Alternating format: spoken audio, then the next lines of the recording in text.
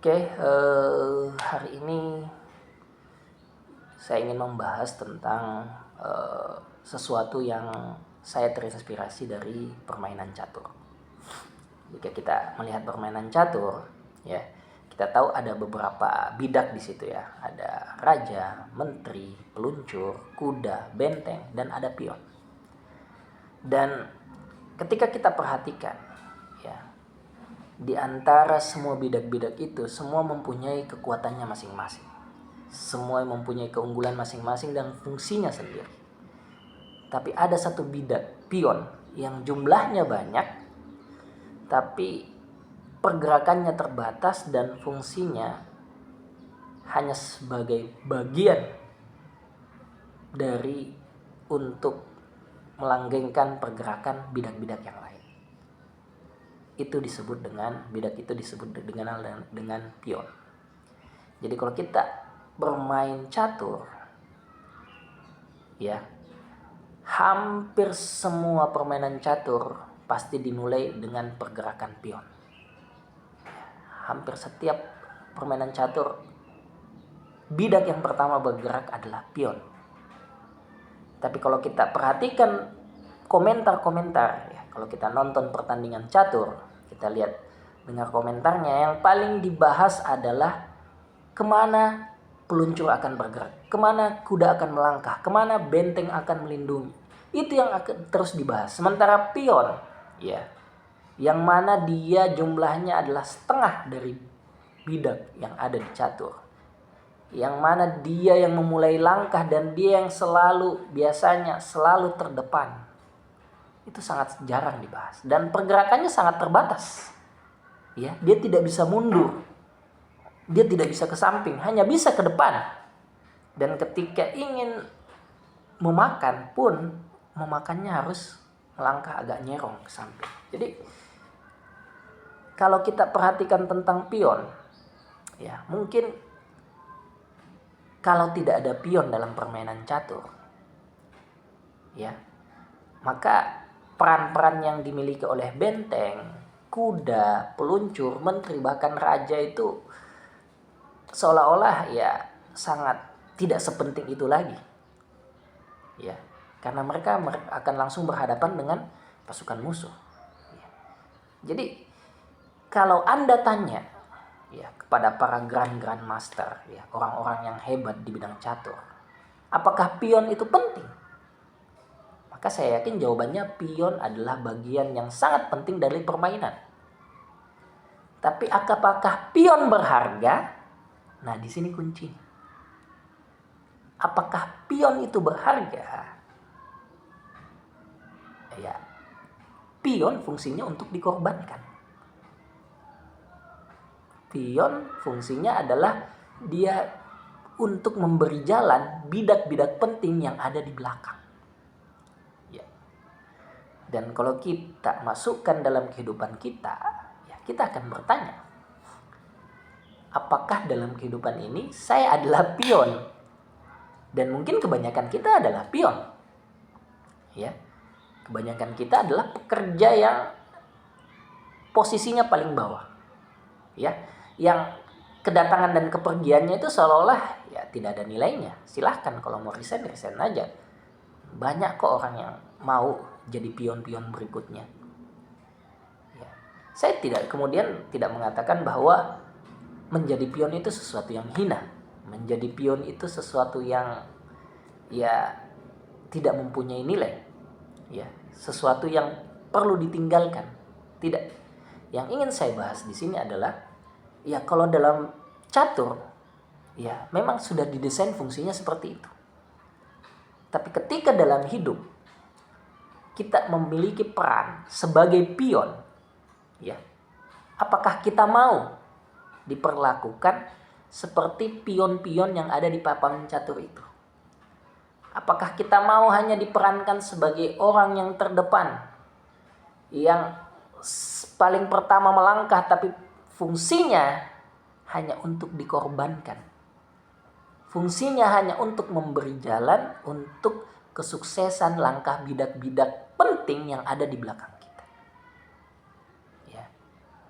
Ciri-ciri pion paling dasar itu adalah dia selalu bergerak berdasarkan arahan. Ya, tegak lurus, tidak bisa kemana-mana.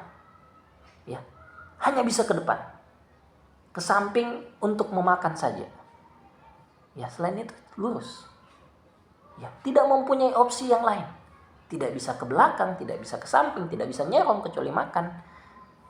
Cuma ke depan. Jadi ketika kita merasa dalam hidup kita posisi kita hanya mengikuti perintah saja terus, berarti posisi kita adalah pion. Ya, kita tidak mempunyai opsi. Ya, kita tidak mempunyai pilihan untuk melakukan sesuatu yang kita inginkan.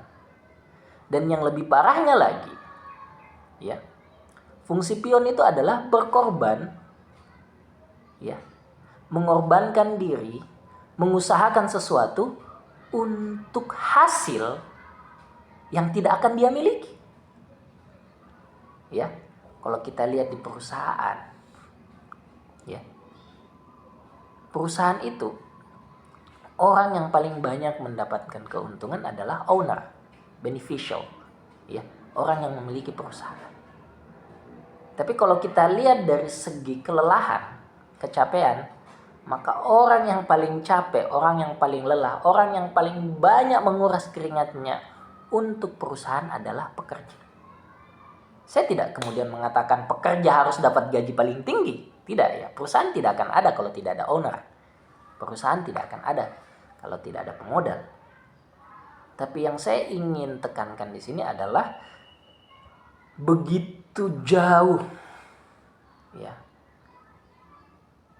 perbedaan pengorbanan dan pendapatan antara seorang pekerja dan seorang owner. Nggak usah owner, ya, atasan, ya, manajer. Dari segi tanggung jawab manajer mungkin tinggi, tapi dari segi beban kerja, ya, pekerja paling bawah yang paling banyak, yang paling besar. Ya, dia yang selalu bergerak, ya, seolah-olah seperti robot, hanya berhenti ketika shiftnya selesai. Ya, kayak robot, sudah ada tugasnya.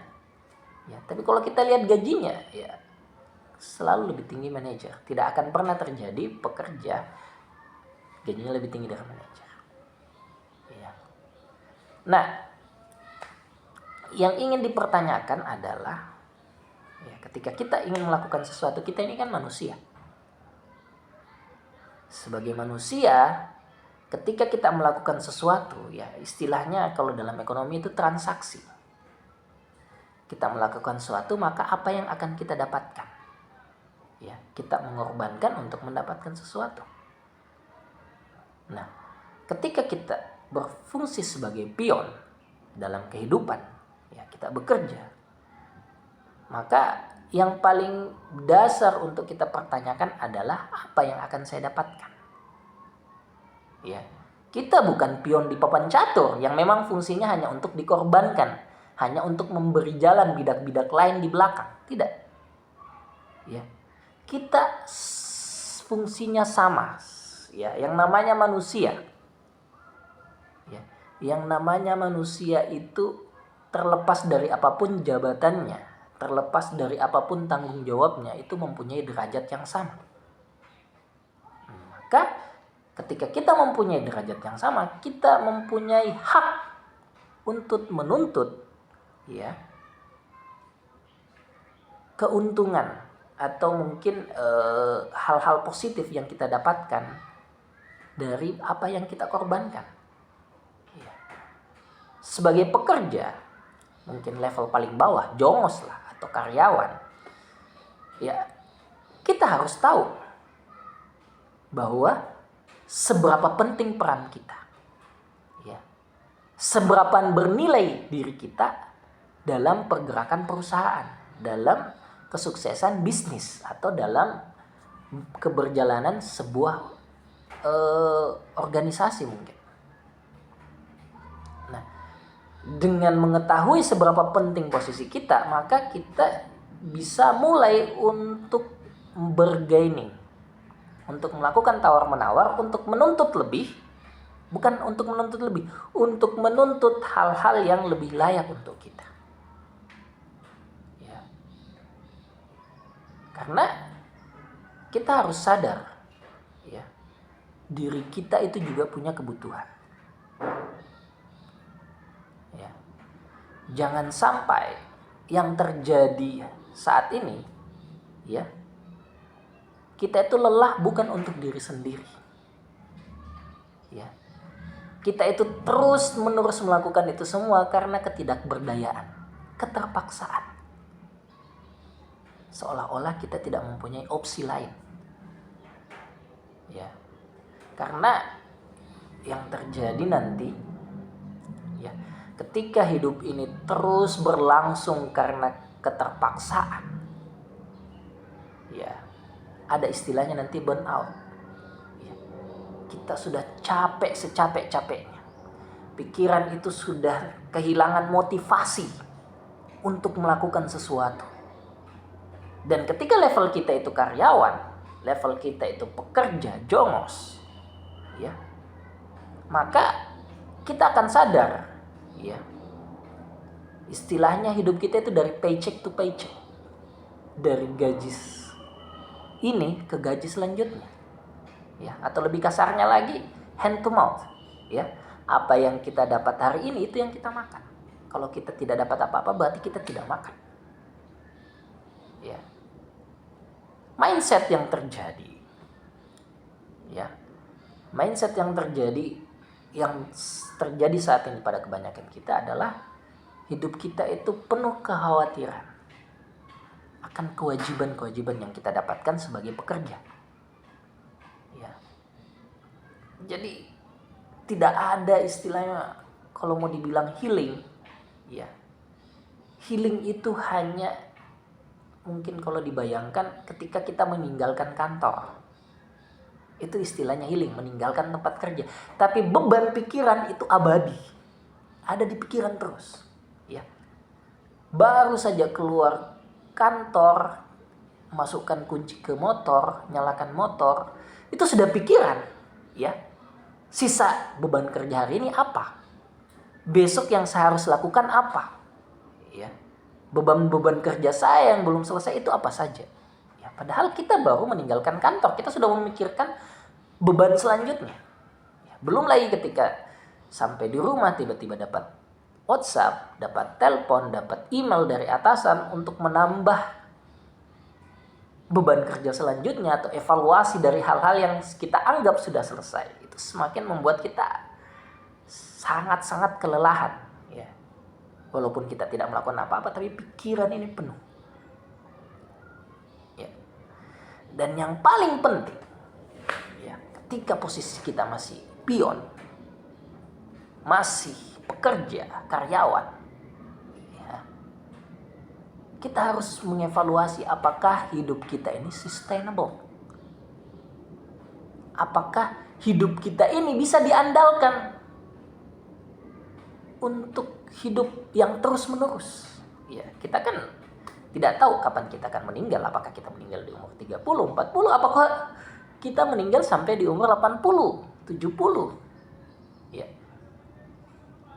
Kalau hidup kita itu hanya paycheck to paycheck, hand to mouth, ya, kita harus sadar diri bahwasanya tidak selamanya kita mampu untuk melakukan hal yang sama. Ya. Umur kita tidak akan 30 tahun terus. Ya. Tubuh kita, badan kita, energi kita itu tidak akan sama terus. Ya, semakin bertambahnya umur, ya, kemungkinan kemampuan kita akan semakin menurun. Maka ketika apa yang kita lakukan itu kita rasa tidak sustainable, tidak mendukung untuk bisa diandalkan secara terus-menerus, tidak berkelanjutan, maka perlu ada yang dievaluasi. Karena kita tadi tahu bahwasanya kita tidak bisa selamanya seperti ini. Ya. Ketika apa yang kita dapatkan itu hanya habis, tidak bisa ditabung, atau tidak kemudian memungkinkan kita untuk memulai penghasilan-penghasilan yang lain yang kemudian bisa diandalkan sampai saat nanti, maka perlu dievaluasi. Ya, begitu banyak orang yang kemudian mungkin hidupnya stabil ketika dia bekerja. Ketika bekerja hidupnya stabil, tapi tiba-tiba dia sakit. Atau mungkin dipecat, kena PHK. Dan kemudian ketika itu terjadi, ya, sakit, tidak mampu bekerja, perusahaannya tutup, atau terjadi pengurangan karyawan, tiba-tiba kehidupan yang stabil tadi menjadi mencemaskan. Khawatir, hidup yang awalnya tenang menjadi ketakutan. Ya. Awalnya punya gaji mungkin 5-10 juta, KPR 4-3-2 juta itu ya masih bisa lah. Tapi ketika kemudian tiba-tiba stop, gajinya stop, tabungan habis, tabungan tidak ada, bebannya sustainable, penghasilannya tidak. Akhirnya yang terjadi kerancuan. Ya. Terjadi kesadaran bahwasannya kehidupan saat ini, penghasilan saya saat ini, pekerjaan saat ini itu tidak sustainable. Ya. Jadi yang perlu kita evaluasi dalam hidup kita adalah apakah hidup saya ini sustainable saat ini? Apakah hidup yang saya jalani saat ini itu akan bisa terus diandalkan sampai nanti? Ya, untuk di negara-negara timur, khususnya Asia, apalagi Asia Tenggara, mungkin ini menjadi perhatian besar. Ya, karena kalau mungkin di Eropa, di Amerika mungkin ya mereka sudah punya sistem. Pola pikir mereka sudah berkembang untuk memikirkan ini. Jadi kita menilai hidup kita ini yang paling pertama adalah apakah sudah sustainable. Selanjutnya, kita tadi bahas tentang nilai sebagai pion atau mungkin nilai sebagai pekerja, jongos, karyawan. Ya.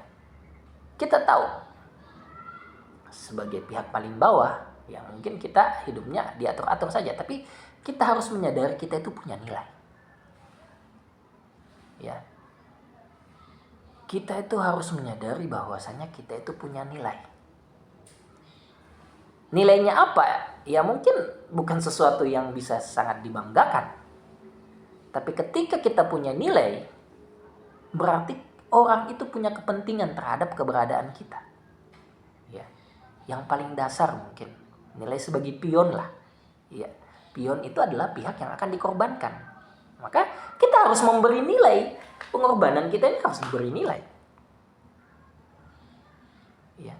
Saya siap berkorban. Tapi kasih saya nilai yang worth it. Kasih saya nilai yang layak untuk pengorbanan saya. Ya, karena ketika orang mulai memberikan nilai untuk pengorbanan yang diberikan, maka orang-orang di atas, ya para benteng, kuda, peluncur, menteri, bahkan raja mulai mempertimbangkan, mulai menghargai keberadaan pion. Karena mereka memberikan harga atas pengorbanan yang akan mereka berikan. Jadi yang paling pertama, berikan nilai dari pengorbanan yang akan Anda berikan. Ya, seberapa banyak saya bisa berkorban, silahkan hargai itu. Ketika tidak dihargai, maka jual mahal. Ya, mungkin lucu, tapi ya ketika itu dibutuhkan, kita bisa jual.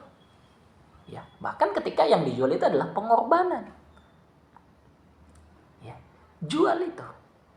Berikan harga, berikan bargaining, berikan penawaran. Ya, untuk posisi saya, untuk pengorbanan, untuk rasa capek, saya butuh lebih. Karena saya tidak hidup hari ini saja.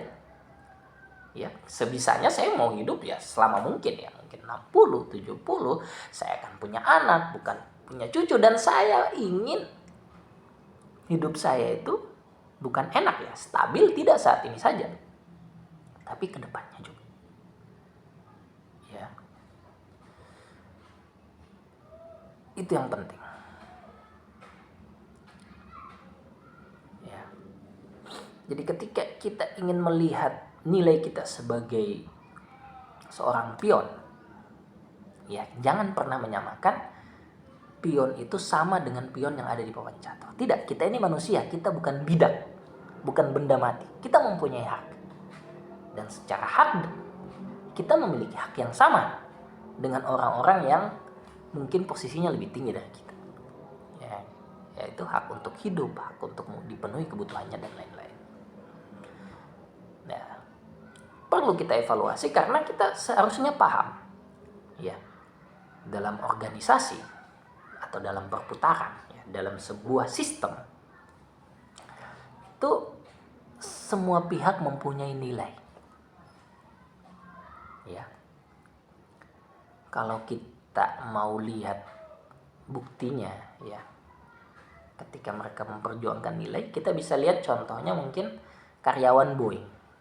Ya, karyawan Boeing, perusahaan yang mungkin dulu perusahaan yang sangat powerful, ya bisa dikatakan powerful karena dia eksportir terbesar di Amerika Serikat.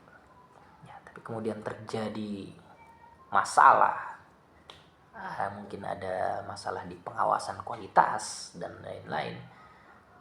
Akhirnya terjadi penurunan dan di situ para karyawan melihat peluang. Ya. Selama ini mungkin kekuatan terbesar di Boeing itu adalah pemegang saham, bagaimana dia terus memaksa agar supaya keuntungannya bisa terus meningkat walaupun dari segi kualitas mungkin tidak bisa dipertanggungjawabkan. Tapi ketika karyawan melihat ada peluang, mereka mempunyai nilai, maka mereka manfaatkan itu.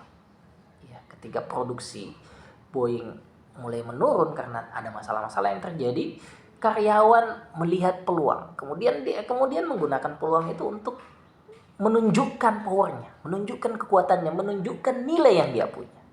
Lakukan mogok kerja, tuntut kesejahteraan yang lebih karena mungkin ya selama bertahun-tahun gajinya tidak pernah naik. Tapi ketika mereka melihat peluang, posisi pemegang saham, posisi atasan itu lagi vulnerable, lagi tidak aman-aman banget, maka dia kemudian menggunakan itu untuk menuntut haknya. Ya, lakukan mogok kerja, paksa kemudian, ya kan keadaan perusahaan lagi tidak stabil, paksa untuk kemudian penuhi kebutuhan kami, penuhi layak, berikan kami harga yang layak untuk apa yang kami lakukan. Dan ketika ya mungkin butuh waktu, tapi ketika itu dilakukan dengan konsisten, mereka mendapatkan itu. Ya, mungkin sulit dalam hidup ini untuk melihat seberapa bernilai diri kita. Tapi ketika kita tahu orang lain butuh kita, orang lain membutuhkan keahlian kita, orang lain membutuhkan kehadiran kita, maka kita tahu diri kita itu bernilai. Ya, kita tidak datang ke tempat kantor, ditelepon, ditanya, kenapa tidak datang? Nah, berarti kita bernilai. Ya, ketika kita mungkin kerjanya malas-malasan, kemudian ditegur, ya, kenapa tidak segercep biasanya? Berarti kita bernilai. Dan kita harus memaksimalkan nilai yang kita punya itu untuk mendapatkan penghargaan yang lebih layak. Ya, walaupun posisi kita hanya sebagai pion. Ya. Dan ya kalau bisa ya jangan nyaman menjadi pion, karena ya itu tadi sustainabilitas. Keberlanjutan pion itu mungkin posisi yang ya karena memang untuk dikorbankan, jadi sustainabilitasnya termasuk yang paling rendah. Ya, berproses. Ya, mulai melakukan cara-cara usaha-usaha yang kemudian kalau bisa suatu saat kita berkembang.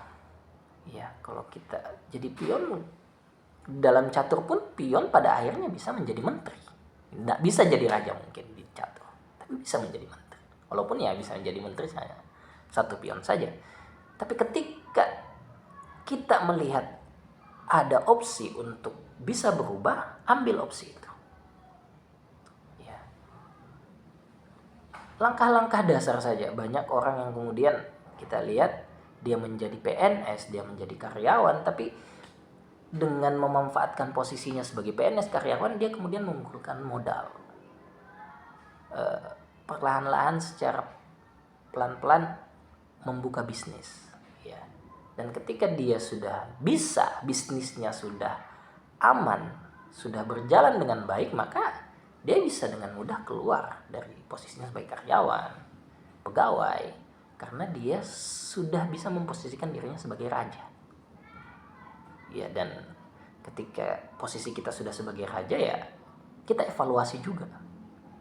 Jangan sampai kita sebagai raja melakukan lagi apa yang terjadi kepada pion-pion kita, kepada pegawai-pegawai. Kalau perlu ya kita samaratakan.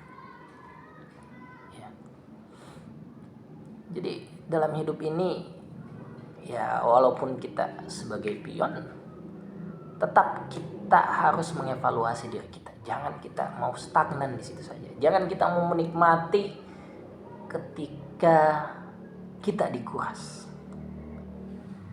Ketika orang lain menikmati jerih payah kita. Ya, hargai. Yang paling pertama harus menghargai pengorbanan kita adalah diri kita. Beri harga itu. Beri harga jerih payah kita. Beri harga susah payah yang kita lakukan. Beri harga. Karena itu yang akan membuat hidup kita menjadi bernilai. Ya. Pikirkan. Ya. Apa yang membuat saya setiap pagi itu termotivasi. Ya. Kenapa saya ketika memulai sesuatu itu bisa termotivasi? Apa karena gaji? Apa karena saya merasa melakukan hal yang bermanfaat? Apa yang membuat saya termotivasi? Apa yang membuat saya merasa bangga dengan diri saya? Ya, itu juga penting. Kenapa saya bisa bangga dengan? Karena bahaya kalau ada orang yang sama sekali tidak bangga sama dirinya, itu juga perlu dipertanyakan. Apakah betul seperti itu? Tapi ketika dia bisa mendapatkan, memahami apa yang membuat dia termotivasi, apa yang bisa dia banggakan dari dirinya, maka kemungkinan besar ya jalan untuk hidupnya bisa sustainable itu akan terbuka. Ya. Pion mungkin bagian dari perjalanan hidup kita. Menjadi bawahan itu menjadi bagian untuk kita berkembang. Tapi yang terpenting adalah kita harus menyadari bahwa suatu saat kita akan dikorbankan, kita akan menghilang dari papan catur. Ya. Dan yang paling penting, kita harus memikirkan bagaimana nanti orang akan mengingat ketika kita sudah tidak ada. Apa yang orang bisa kenang dari diri kita? Apa dampak yang kita berikan yang kemudian membuat ketika kita tidak ada, orang akan merasa ada yang hilang. Ya, jangan sampai tidak adanya kita itu sama saja. Ya. Tidak ada dampaknya. Keberadaan kita mungkin dirasakan, tapi ketika kita tidak ada, ya seolah sama saja, tidak ada perbedaan. Jadi sebagai apapun posisi kita, ya ketika kita memberi itu nilai, membuat orang menyadari seberapa berharganya diri kita, maka dengan mudah kita akan memberikan dampak. Kita akan menanamkan sesuatu yang kemudian ketika kita pergi, ketika kita hilang, ketika sudah tidak ada, orang akan mengenang itu semua. Terima kasih.